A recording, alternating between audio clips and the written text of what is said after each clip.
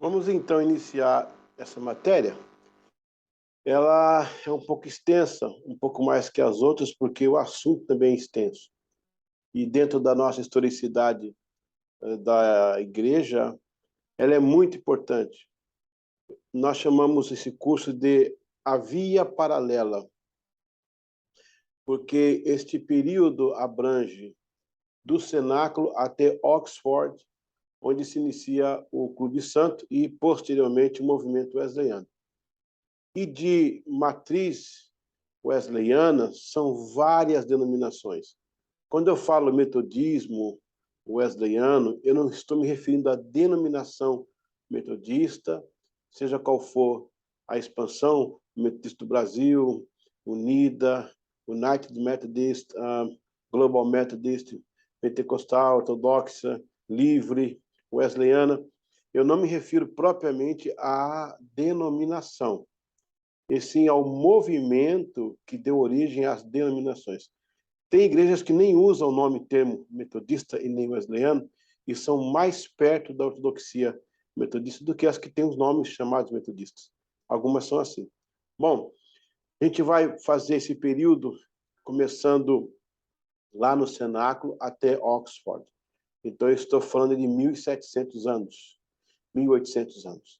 Mas também a outra via, que é a mais falada, mais comentada, e a que eu tenho até agora trabalhado nela, ela também compreende lá do cenáculo até a reforma e depois segue os movimentos já engolfados pelas matrizes wesleyanas e também puritanas.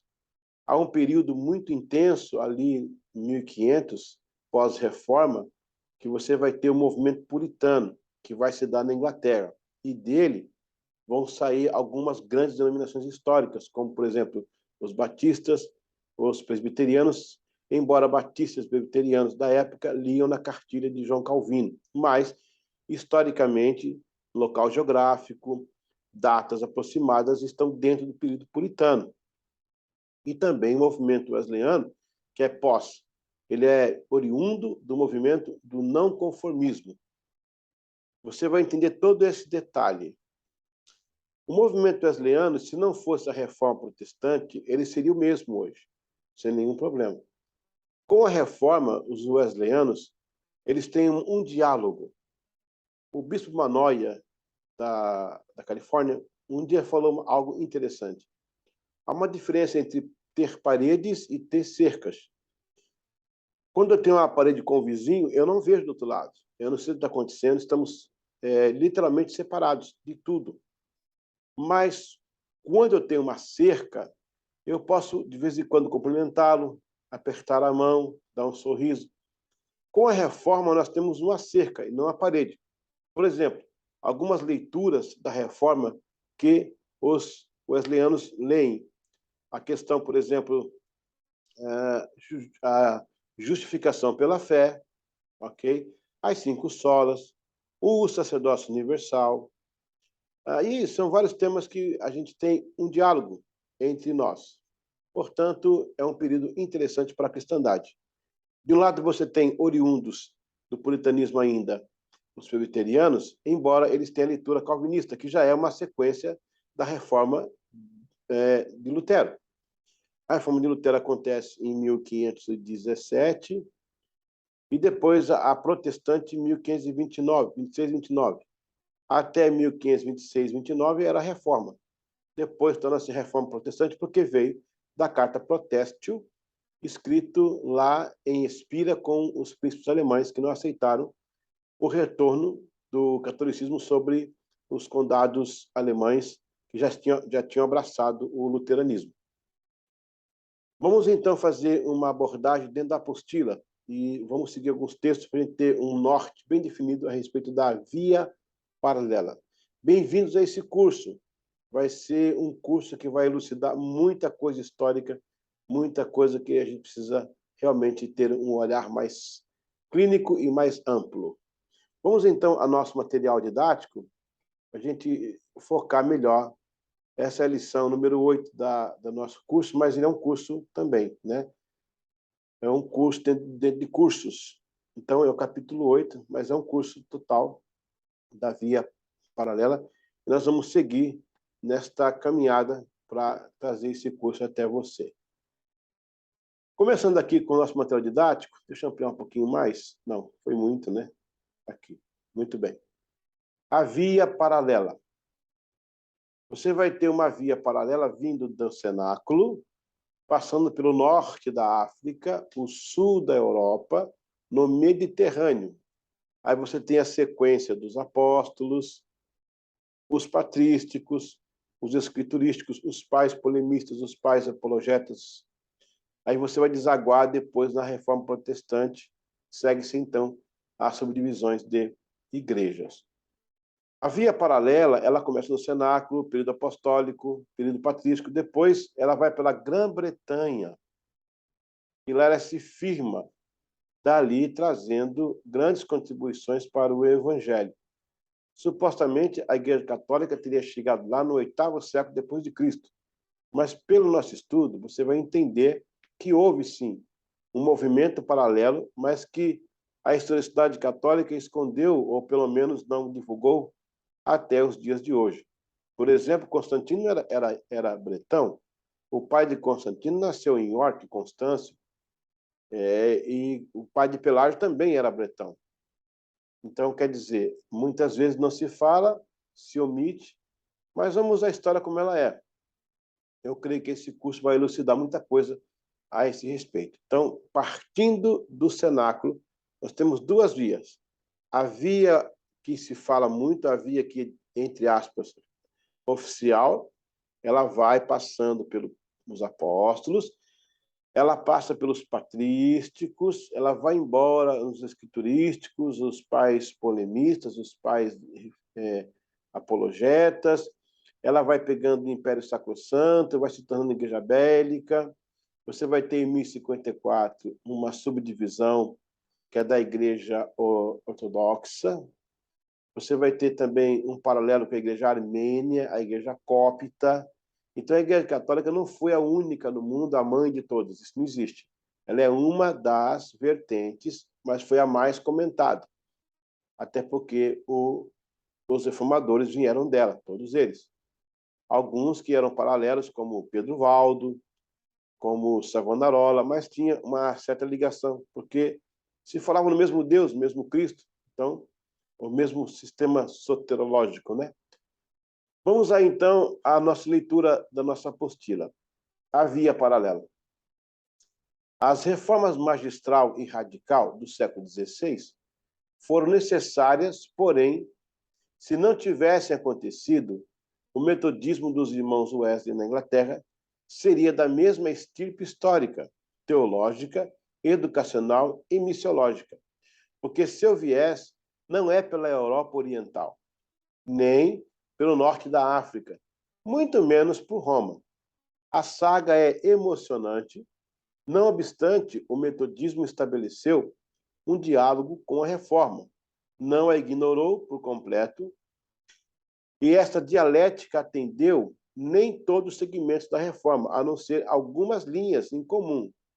Reproduziu as solas, a justificação pela fé, o sacerdócio universal, e assim outros tantos excelentes e profundos temas teológicos. Você percebeu, então, aquilo que eu havia dito sobre a cerca e a parede? Nós não temos uma divisão como a reforma. Os wesleyanos e os oriundos deles são considerados evangelicais. Tem um outro evangelical aí que é um pensamento da teologia alemã progressista. Eu quero até ignorar isso. Prefiro se referir ao movimento pós-wesleyano de evangelicais. Não eram puritanos, que o puritanismo ele caiu, ele declinou logo após o século XVI, século XVII. No tempo de Wesley já não tinha muita coisa puritana, a não ser alguns costumes puritanos, que se tornou depois uma linha de santidade externa. Entendeu? Então, assim, temos que optar por abrir o leque, né, para entender melhor essas fases da igreja. Vamos falar sobre fases, vamos para as fases aqui. As fases. É preciso salientar que, em momento algum, é direcionado valor expressivo ao wesleyanismo, nem mesmo que este movimento seja mais perfeito. O que vale a pena refletir é que, como tantos outros segmentos de igual valor, o metodismo surgiu direto de Atos, sendo gerado no embrião desta igreja pura. Evidenciou-se pela igreja celta, que resistiu à infiltração católica já corrompida na época. Viveu resistindo à imposição católica de Oswy. Depois eu vou explicar como é que foi a questão do Oswy aí, que seria Oswaldo, né? Mais aproximado. Se absteve de derramar sangue em sua igreja celta. Viveu paralelamente, passou a chamar-se por anglicana, por várias etnias ou étnicas, mas sempre manteve sua distinção, não sendo católico, romano e nem mesmo puritano. Na sequência, ocorre o movimento não conformismo, que alega não aceitar as diretrizes ou o ato da uniformidade impostas pela coroa para os ministros anglicanos.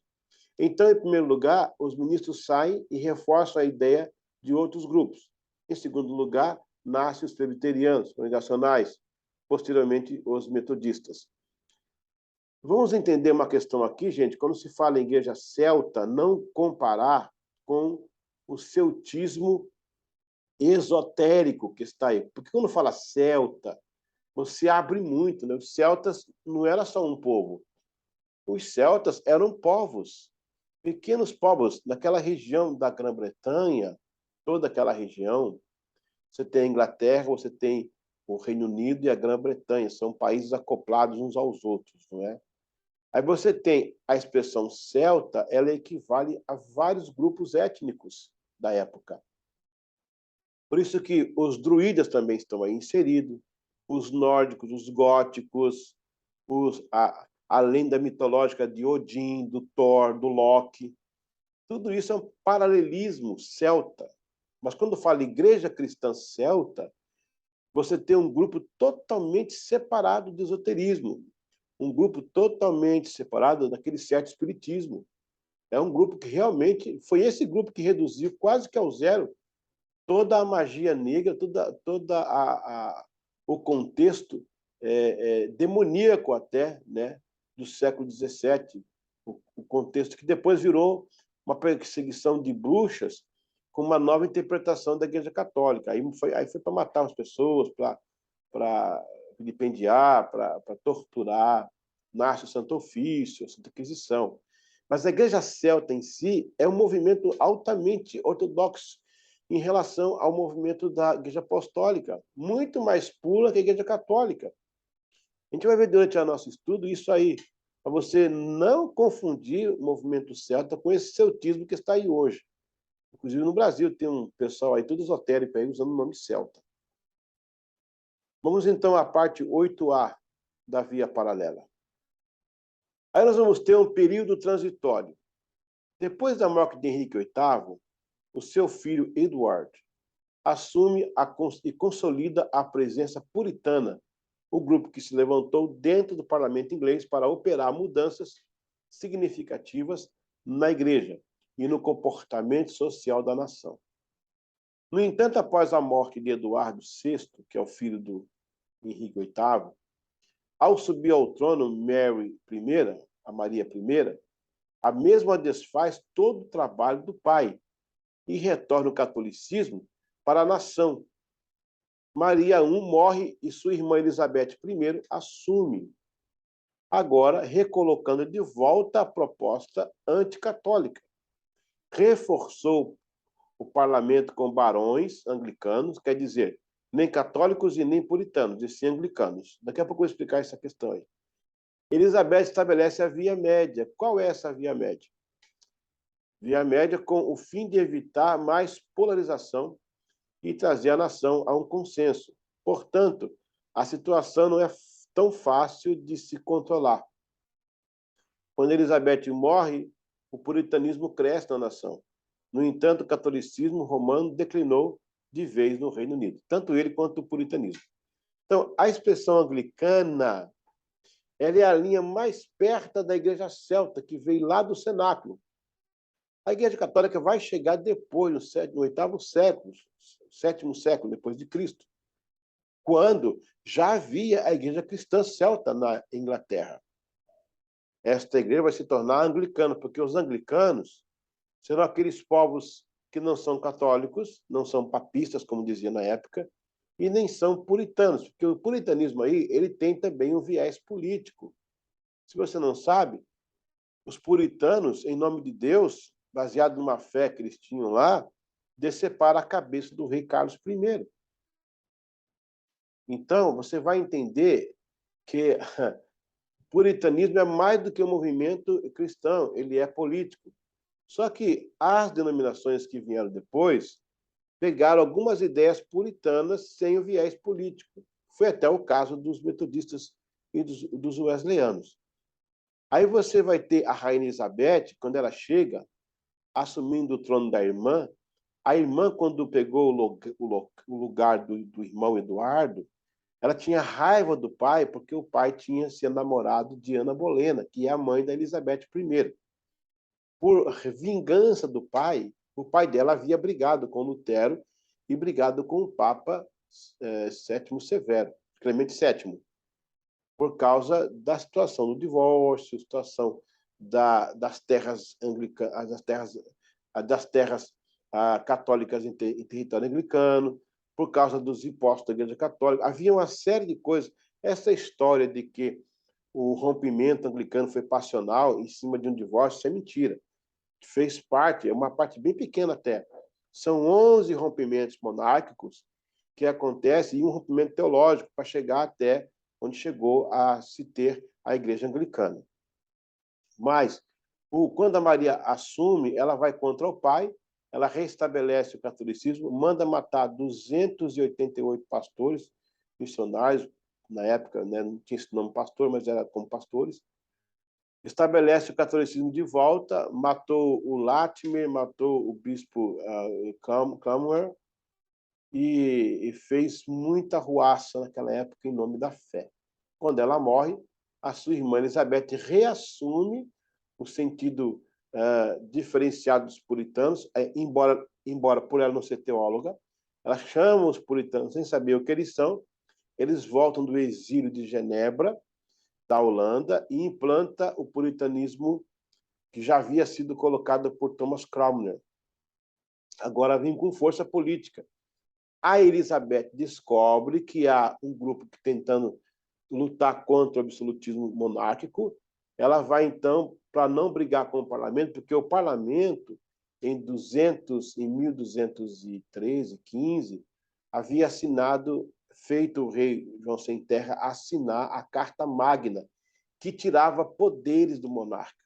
Agora, a Inglaterra era regida por um monarca, mas tinha a voz do parlamento. Sem o parlamento, o rei morreria asfixiado. Então, ela não podia brigar com o parlamento. Ela vai nas campinas, ela vai nos recônditos, busca barões, donos de terra, donos de pessoas, né? Ainda no período que tinha aquela questão ainda do domínio. E aí ela começa a encher o parlamento de barões, porque os barões vinham com a ideia anglicana, sem ser católicos, sem ser puritanos, por uma igreja britânica. E isso aconteceu nesse período chamado transitório. Vamos entender a questão do diálogo, então. O metodismo ou o wesleyanismo faz um diálogo com a reforma protestante. Depois eu vou voltar ainda na linha histórica, tá? Não parei. A gente vai ter muita coisa dessa matéria. Essa matéria vai ocupar aqui pelo menos umas 6 aulas, talvez. Mas não é só ela, né? São várias matérias, várias informações em volta que estão costurando a historicidade da igreja. Essa aqui é a via paralela, especificamente a via paralela. Então, o metodismo, o wesleyanismo, faz um diálogo com a reforma protestante, até porque o evento da reforma ocorrerá cerca de 200 anos atrás, né? Aliás, ocorrerá 200 na frente e ocorrerá 200 atrás. O português tem esse negócio. Então, esse evento, a reforma protestante em relação ao wesleyanismo, dista 200 anos para trás, com base no nascimento do metodismo wesleyano em 1729. Tendo como base 1729, você vai ter 200 anos antes, no caso aí até a Reforma Protestante mesmo, que foi em 1529. Todavia, o movimento wesleyano não é o fruto direto da Reforma Luterana ou Zwingliana, que é do Zwingli, né? E sim das mudanças drásticas que sofrera a Igreja Celta, depois católica e, por fim, anglicana. Subsequentemente, o não conformismo, um grupo também conhecido de Dissenters, né? The Dissenters, ou dissidentes, a assimilação de algumas doutrinas oriundas da Reforma toma um espaço considerável dentro da cultura anglicana. Também da mesma raiz nascem os presbiterianos, batistas e congregacionais. Estes últimos três assimilaram a doutrina da predestinação calvinista e ao governo colegiado de presbíteros ou assembleia local da Igreja reunida. Ao passo que o metodismo decide caminhar com a ideia de Jacob Armínio, onde biblicamente reconhece-se o livre-arbítrio, que Jesus morreu por todos, que a salvação é ilimitada, que a graça pode ser resistida e que a expiação é para todos. Nesse sentido, então, nós temos aqui uma aproximação até teológica. Historicamente, o wesleyanismo, da via paralela, vai acontecer 200 anos depois da Reforma Protestante, que é na via original. Não digo original, na via mais conhecida, ok? A via paralela está vindo... aliás, o wesleyanismo acontece 200 anos depois, mas a via paralela já está vindo desde o cenáculo, nessa linha, até chegar em 1729. Aí você vai entender que essas nuances, essas mudanças aí, estão intrinsecamente ligadas por pontos teológicos, que é o caso da Reforma, que vai dar algumas contribuições ao movimento wesleyano. E aí você vai ver que realmente eles tinham uma certa aproximação. Aí eu vou repetir o que eu disse no começo da aula. Se não houvesse a Reforma Protestante, então o metodismo ou o wesleyanismo seria a mesma coisa hoje, porque ele não dependeu da Reforma. Ele só assimilou coisas da Reforma, uma dialética. Mas ele veio numa linha que, na verdade, ele é fruto do não conformismo. A gente vai estudar isso ainda aí. O não conformismo, que veio do ato da uniformidade, da conformidade, vai para trás. Depois, o wesleyanismo vai surgir logo após o ato da tolerância. Então, assim, quando chega ali 1500 a 1700, tem uma turbulência de situações que é como uma avenida cheia de carro que chega, você tem que saber mais ou menos onde é quem vai aonde, não é? É mais ou menos isso aí. E estudar esses princípios da via paralela vai até mesmo elucidar alguns segmentos que hoje nós temos. Então, vamos entender melhor. Eu vou agora fazer o finish dessa aula, quer dizer, terminar essa aula, para a gente continuar no próximo tópico. Vamos fazer uma pequena recapitulação, porque agora teremos a prova, não é? Teremos a prova. Vamos a uma pequena recapitulação. Você vai ter no cenáculo o início da igreja. Na via mais conhecida, você vai ter o período patrístico, os pais apologetas, os pais polêmicos, a linha escriturística, a pré-reforma, a reforma, a missiologia, o movimento de santidade, já sem a parte católica, né? Movimento carismático, movimento pentecostal. Bom, isso é uma linha geral. Na via paralela, você vai ter o cenáculo, o período patrístico, o período dos pais apologetas, polemistas, escriturísticos, pré-reforma, reforma, pós-reforma. E aí a linha, né, puritana, depois do não conformismo, aí vem os batistas, congregacionais, metodistas e dos wesleyanos, muitas ramificações de várias igrejas, inclusive a teologia wesleyana, que é uma teologia nascida no núcleo ou no âmago da teologia do Armínio. Entendeu até aí? Agora, a gente vai explorar cada período desse. Por que, por exemplo, que a igreja anglicana se rompeu? Porque se ela não se rompesse, não teria os não conformistas, nem tampouco os wesleyanos, e nem tampouco as denominações que hoje são oriundas do movimento wesleyano. Por que, então, que houve? Quais foram as causas? O que aconteceu? Quais são os períodos? São 11 períodos monárquicos de rompimento e um período teológico de rompimento. Portanto, essa falácia de que se ensina nos seminários, de que o nascimento da Igreja Anglicana, a reforma anglicana foi oriunda de um sentimento passional, na questão do divórcio do Henrique VIII e tal. Não é bem assim. Isso é uma parte da história. Quando chegou a ter o divórcio do Henrique VIII com a Catarina de Aragão e, posteriormente, o casamento com Ana Bolena, foi por um fio, já estava tudo por um fio, porque 11 monarcas vieram fazendo seus cortes, ora civil, ora diplomático, ora político e até religioso. Nós vamos entender, de acordo com o andamento da nossa matéria, todas essas fases em que os monarcas atuaram rompendo, tendo como base, praticamente, a questão até latifundiária, a questão da cobrança de impostos. Eu quero que vocês entendam o seguinte: a Igreja Católica tinha um poder supremo. Ela coroava reis e descoroava reis. Ela que fazia, né, o assentamento de um reinado. Você precisa ver o poderio que essa igreja, a supremacia que ela tinha.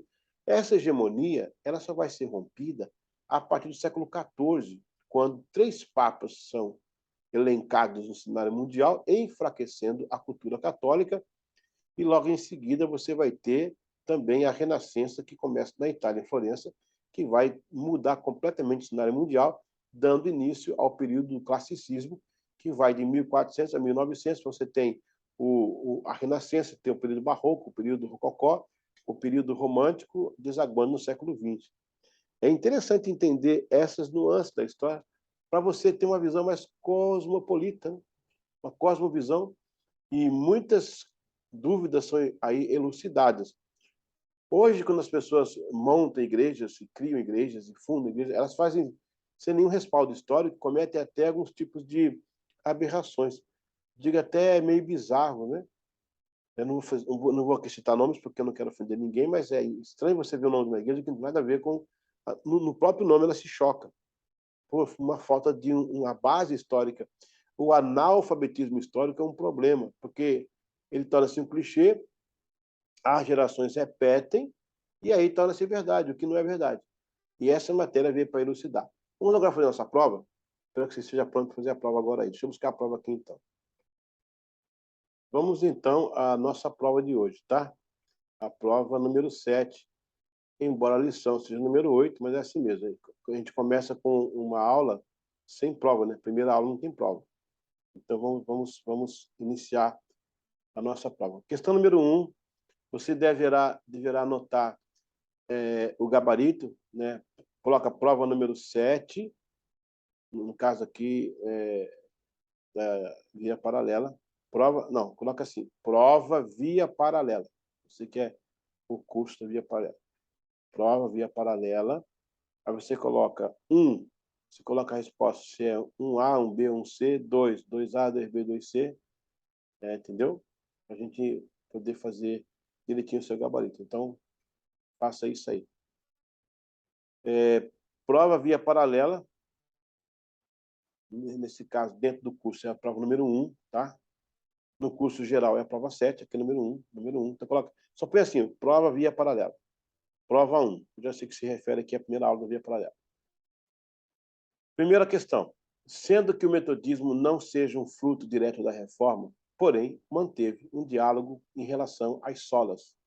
Sola fide, sola gratia, sola Christo, sola escritura, sola fides, justificação pela fé, salvação pela graça, sacerdócio universal dos crentes, etc.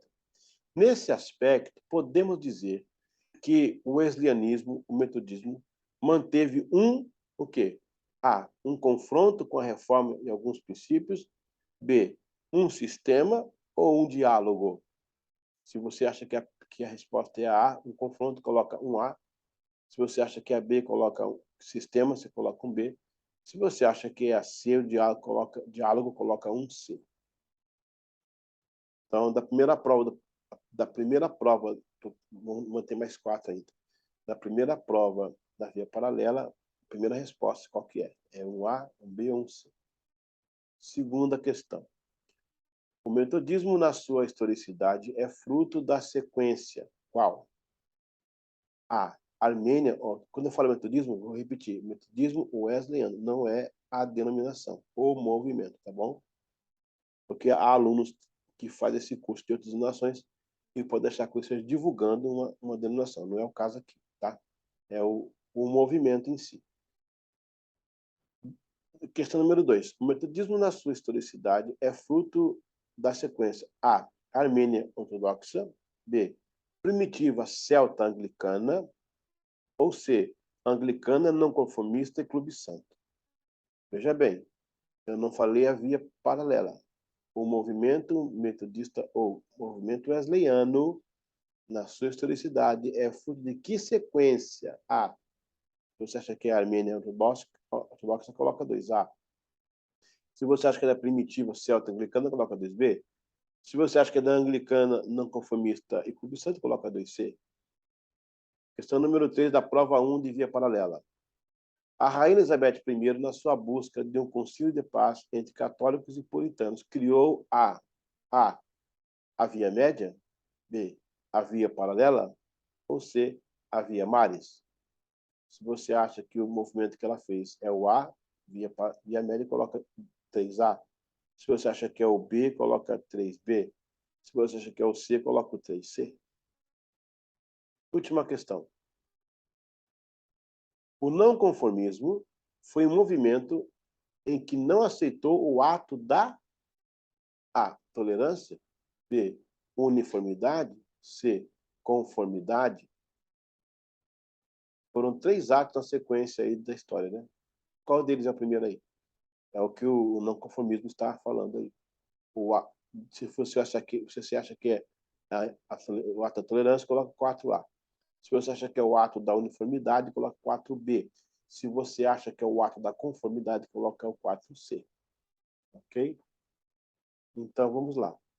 Este curso de via paralela está dentro da cadeira de História da Igreja, mas é um curso em particular também. Então, você coloca prova 1, né, da via paralela, para mim ter aqui um controle. Aí, a prova 1 tem 4 questões. Você coloca 1A, 2C, 3B, 4D, o gabarito. E nós vamos para a segunda prova daqui a pouco, tá bom? Bom, por enquanto é só. Nós vamos dar uma pausa. A gente volta agora com mais uma aula dentro do período da via paralela, para que você entenda melhor toda essa transição que houve dentro da historicidade original, ou a mais comentada, mas tirando esse paralelismo que acompanha esses momentos da história. Quando você olha de uma visão mais global, você pode se confundir, porque são muitas denominações. São vários nomes oriundos, mas esses nomes históricos, eu não digo agora no século XXI, porque virou uma salada de frutos, né? O que não falta são nomes de igreja, cada nome esdrúxulo, cada nome mais interessante que o outro. Mas antes de 1800, ou vou até arriscar antes de 1900, os nomes tinham um porquê. Eles tinham uma origem. Eles tinham algo que os ligava a um outro objetivo. E esse sempre ortodoxo. Por isso que é importante a gente ler a respeito. Eu vou indicar alguns livros para você ter acesso no final do curso, para você se inteirar. E quando você falar em público, não falar besteira, não falar nada fora do que realmente foi a verdade. E entender cada processo. E outra coisa importante é entender o que motivou esses movimentos a acontecerem, porque não foi à toa que eles aconteceram. Houve algo que os motivou a serem o que foram e gerarem o que geraram a vir até nós. Nós sentamos agora no carro da história e arrumamos um retrovisor para olhar lá atrás. E queremos, daqui do carro, tentar resolver a questão do retrovisor. Não, você tem que dar ré no carro e sentir como é que está aquele terreno, como é que está aquela estrada, como é que está essa sinalização. Não adianta você olhar hoje com os olhos do século XXII, desculpa, do século XXI, eu estou adiantando 22, do século XXI, e tentar explicar o século XVII. O que você tem a partir dos séculos passados, você tem informações históricas. E as informações históricas, elas estão fragmentadas. Elas são fragmentadas e você vai juntando um fragmento com o outro, tem hora que falta uma pecinha pequena, que ali é uma grande explicação. Aí você cria uma investigação dedutiva. Em termos de história, você tem o local, você tem a data, o personagem e o acontecimento. Anota no papel aí, ó. Em termos de história, são 4 bases que definem a história. O local é a geografia, a data aproximada que aconteceu, o personagem que está envolvido e o evento que foi oriundo daquele movimento, tá bom? A gente volta daqui a pouco mais uma aula da via paralela. Te espero já.